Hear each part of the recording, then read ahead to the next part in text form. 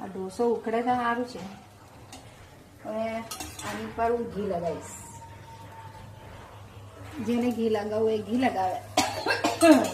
વઘાર કર્યો તો દાળનો વઘાર કર્યો તો એટલે બધો દાળ ના સાંભાર કહેવાય.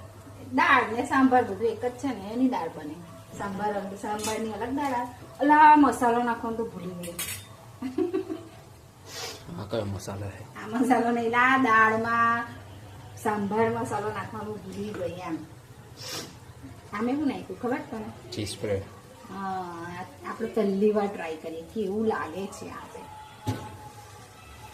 લાગશે તો બહુ મસ્ત એવું લાગે છે મને. પછી બોડી વધી જશે મારી.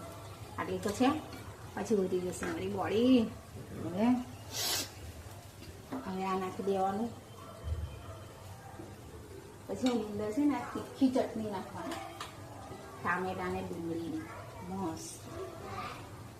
મેંદા ના નાખતી. તારી અંદર ના નાખે, મને ભાવે છે તીખું.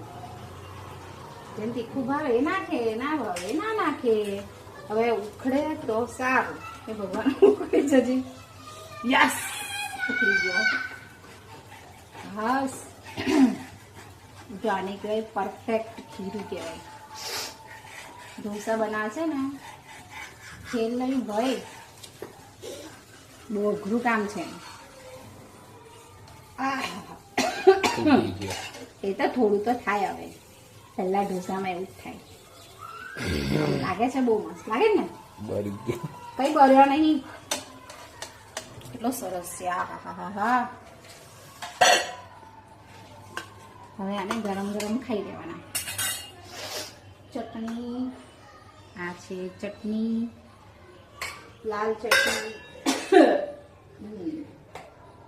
આ છે નારિયેળની ચટણી. તું ખાઈશ? પછી ખાઈશ. બહુ જ મસ્ત છે.